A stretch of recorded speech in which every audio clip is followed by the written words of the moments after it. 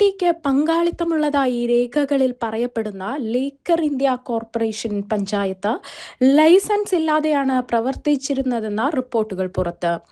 3 വർഷം മുൻപ് കമ്പനി ആരംഭിച്ചെങ്കിലും അടുത്തിടെയാണ് ലൈസൻസിനായി അപേക്ഷ നൽകിയതാണ് വിവരം. അതും രേഖകളിലെ പൊരുത്തക്കേടുകളെ തുടർന്ന് ഒളവണ്ണ പഞ്ചായത്ത് അധികൃതർ മടക്കിയതോടെ കമ്പനിയുടെ പ്രവർത്തനങ്ങളെക്കുറിച്ച് കൂടുതൽ ചോദ്യങ്ങളാണ് ഉയരുന്നത്.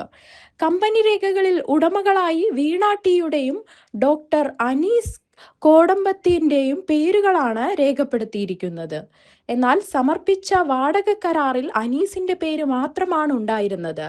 രേഖകളിൽ വീണയുടെ പേര് കൂടി ഉൾപ്പെടുത്തണമെന്ന് പഞ്ചായത്ത് അധികൃതർ നിർദ്ദേശിച്ചതായാണ് റിപ്പോർട്ട്. ഇതോടെ ലൈസൻസ് നടപടികൾ പൂർത്തിയാക്കുന്നതിന് മുൻപ് തന്നെ കമ്പനി പ്രവർത്തിച്ചിരുന്നോ എന്ന സംശയവും ശക്തമാവുകയാണ്. 3 വർഷത്തോളം പ്രവർത്തിച്ച ശേഷമാണ് ലൈസൻസിനായി അപേക്ഷിച്ചതെന്ന വിവരവും ഗൗരവമുള്ളതാണ്.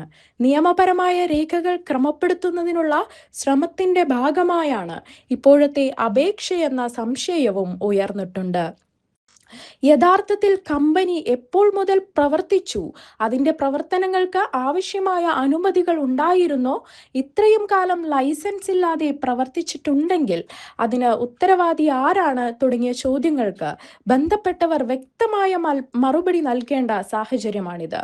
അതേസമയം DMRL എക്സലോജിക്കൽ സാമ്പത്തിക ഇടപാടുമായി ബന്ധപ്പെട്ട അന്വേഷണത്തിലും എൻഫോഴ്സ്മെന്റ് ഡയറക്ടറേറ്റ് കൂടുതൽ നടപടികളിലേക്ക് നീങ്ങുന്നതായാണ് റിപ്പോർട്ടുകൾ. മുഹമ്മദ് റിയാസുമായി ബന്ധമുള്ളവരുമായി വീണ ടി നടത്തിയതായി ആരോപിക്കപ്പെടുന്ന സാമ്പത്തിക ഇടപാടുകളാണ് അന്വേഷണത്തിന്റെ പരിധിയിൽ കൂടുതൽ പരിശോധിക്കുന്നത്.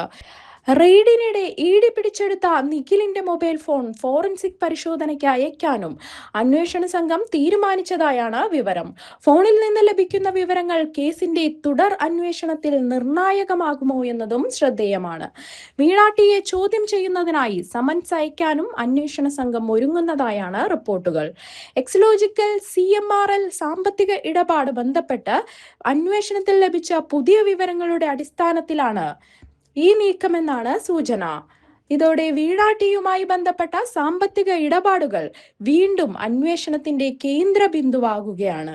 പുതിയ കണ്ടെത്തലുകളുടെ അടിസ്ഥാനത്തിൽ വീണയ്ക്കെതിരെ മറ്റൊരു കേസ് കൂടി രജിസ്റ്റർ ചെയ്യാനുള്ള നീക്കമുണ്ടെന്ന റിപ്പോർട്ടുകളും പുറത്തുവരുന്നുണ്ട്.